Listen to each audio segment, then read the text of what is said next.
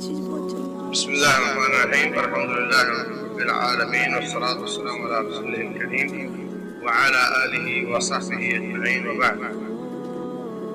مجھے بہت خوشی ہوئی ہے کہ بھائیوں نے بابر اسلام کے نام پر میڈیا سینٹر بنایا ہے۔ اس کے ذریعے اللہ کے دین کی دعوت کا کام کریں گے۔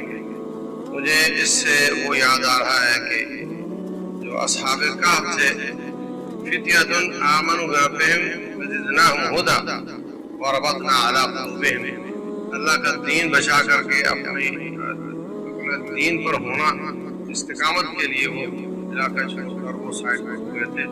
یہ بھی نوجوان ہیں جو اللہ کے دین پر کھڑے ہیں اور اللہ کی عبادت پر کھڑے ہیں۔ رسول اللہ صلی اللہ علیہ وسلم کہتے ہیں 7 قسم کے لوگوں کو اللہ تعالیٰ اپنا سایہ دے گا، اس کے سائے کے سوا کوئی سایہ نہیں ہوگا۔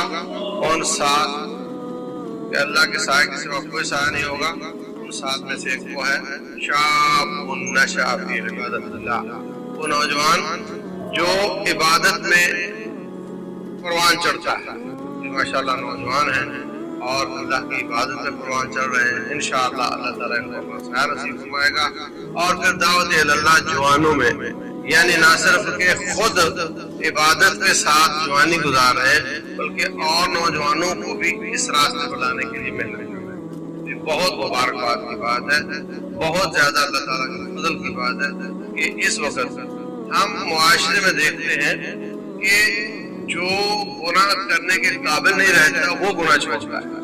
اب اس قابل نہیں رہا تو چھوڑ دیا ہوتا ہے، لیکن نوجوان جو تمام گناہ بھی کر سکتا ہے، تمام نیکیاں بھی کر سکتا ہے، اور اس حالت میں وہ اللہ کے فضل سے، اللہ کے خوف سے نیکیاں کرے اور گناہوں سے بچے، اور نہ صرف بچے بلکہ اپنے بھائی نوجوانوں کو بھی اس کی طرف بلائے اور انٹرنیٹ کے ذریعے دعوت کا کام کرے۔ یہ بہت عظیم بات ہے۔ اللہ تعالیٰ ان لوگوں کو، ان بھائیوں کو برکت عطا فرمائے اور ان کی کاوشوں کو مزید آگے بڑھائے۔ یہ نہ صرف نوجوانوں کو عبادت کی طرف لائیں گے بلکہ جو نیٹ کے مریض بن چکے ہیں، جو واٹس ایپ کے مریض بن چکے ہیں، ان کو گناہوں سے بچائیں گے۔ اس وقت نیٹ کے ذریعے بہت گناہ ہونا، بہت زیادہ گناہ تو آپ جانتے ہیں۔ میں ایک چھوٹا سا گناہ بتاتا ہوں جو بہت بڑا ہے۔ رسول اللہ صلی اللہ علیہ وسلم فرماتے ہیں، میں نے معراج کی رات دیکھا کہ ایک فرشتہ ایک بندے کے اس کے گالوں کو کاٹ رہا تھا گدی تک، ادھر والا کاٹ دیتا تو ادھر والا شروع کر دیتا، ادھر والا کاٹتا تو ادھر والا ٹھیک ہو جاتا، واپس آتا اس کو کاٹتا اور پھر وہ ٹھیک ہو جاتا، اس کو کاٹتا، یہی کام کر رہا تھا۔ کیا مطلب کرتا رہے گا؟ پوچھا گیا یہ کون ہے؟ کہا یکذب کذبۃ تبلغ، جھوٹ آنن فانن آفاق تک چلا جاتا تھا۔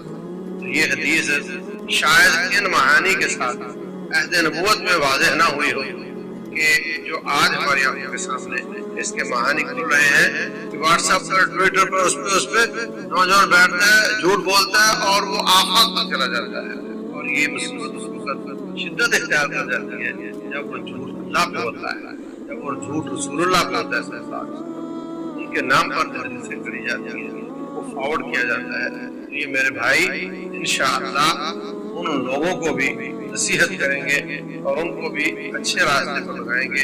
صحیح بخاری اور مسلم میں کوئی روایت ضعیف نہیں، اس پر لگائیں گے۔ قرآن میں کوئی آیت ضعیف نہیں، اس پر لگائیں گے انشاءاللہ، اور اس طریقے سے ان کو ان کا ریسکیو بھی کریں گے، وہ گناہوں سے بھی بچائیں گے، وہ نیکی پر بھی لگائیں گے۔ اللہ تعالیٰ ان کی کاوشوں کی برکت فرمائے اور ان کی کاوشوں، ان کی قوتوں اور طاقتوں، ان کی صلاحیتوں میں برکت۔ وعلینا